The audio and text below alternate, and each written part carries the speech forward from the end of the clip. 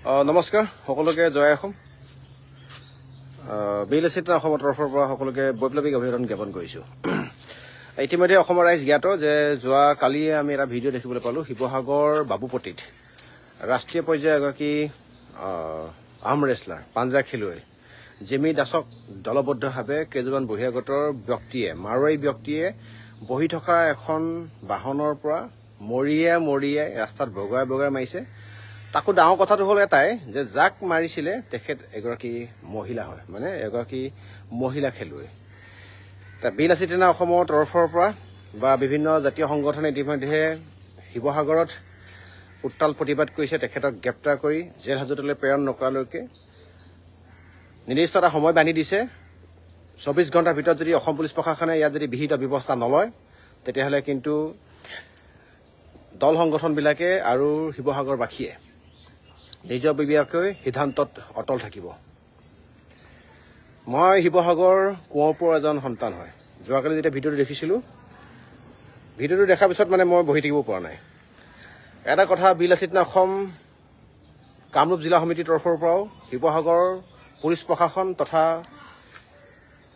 এডমিনিষ্ট্ৰেশ্যনক আমি স্পষ্টভাৱে ক'ব বিচাৰিছোঁ যে 24 ঘণ্টাৰ ভিতৰত যদি সেই কালপ্ৰিট কেইজনক যিকেইজন কালপ্ৰিটে লগ লাগি উক্ত পাঞ্জা খেলুৱৈগৰাকী খিলঞ্জীয়া যিগৰাকী জিমি দাস নামৰ পাঞ্জা খেলুৱৈগৰাকীক ৰাষ্ট্ৰীয় পদকপ্ৰাপ্ত সোণৰ পদকপ্ৰাপ্ত যদি খেলুৱৈগৰাকীক যদি কিবা কাৰণত মাৰধৰ কৰা যদি কুলাংগাৰ কেইজনক যদি কিবা কাৰণত 24 ঘণ্টাৰ ভিতৰত যদি তেওঁলোকে কৰায়ত্ব যদি নকৰে, জেল হাজতলৈ যদি প্ৰেৰণ নকৰে, তেতিয়াহ'লে বিএলএছচি অসম তথা গুৱাহাটী মঙলদৈ বা এইটো ছাইডত যিমান আমি আছোঁ যোৰহাট গোলাঘাট মৰিগাঁও নগাঁও দৰং ওদালগুৰি সকলোবিলাক সৈনিক গাড়ী লৈ আজি আমি শিৱসাগৰলৈ ৰাওনা হ'ম।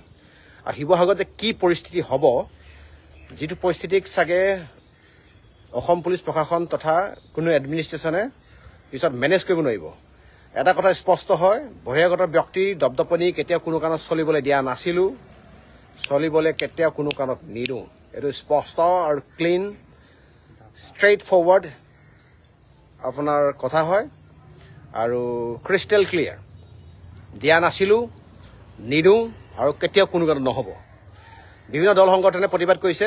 বিএলএছচি অসম কামৰূপ জিলা সমিতিৰ তৰফৰ পৰা সম্পূৰ্ণ সহযোগিতা আছে।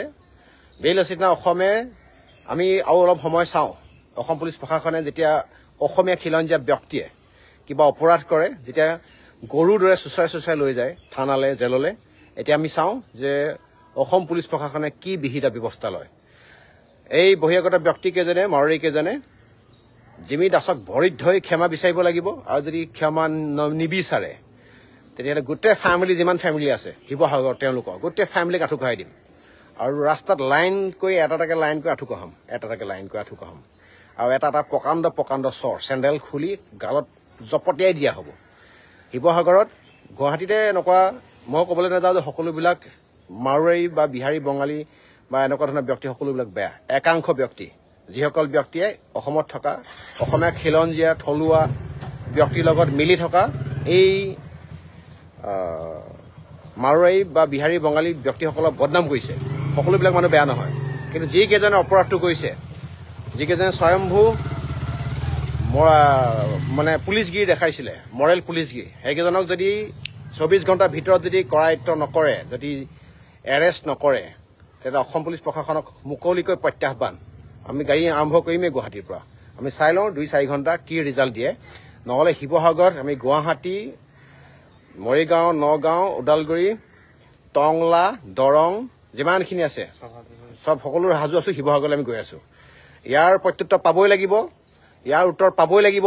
অসমত কেৱল অসমীয়া কি চলিব। ইয়াত ব্যৱসায় সূত্ৰে আহিছে, পঢ়িবলৈ আহিছে ৰঘুমলা জাতি। যেনেকৈ আছ তেনেকৈ থাক, চিধাচিধি থাকিলে ভাল হ'ব। নহ'লে অংগ প্ৰত্যংগ বিচাৰি নাপাব। কিন্তু ক'ত কিডনী পৰি থাকিব, ক'ত লিভাৰ পৰি থাকিব, বিচাৰি বুটলি নিব লাগিব। অৱস্থা বেয়া হ'ব। চিধা কথা মুকলিকৈ কৈছোঁ, মুকলি প্ৰত্যাহ্বান। অসমীয়া খিলঞ্জীয়া ব্যক্তিৰ ওপৰত, থলুৱা ব্যক্তিৰ ওপৰত কোনো বহিৰাগত দাদাগিৰি মতাগিৰি নচলিব। এইটো স্পষ্ট কথা হয়।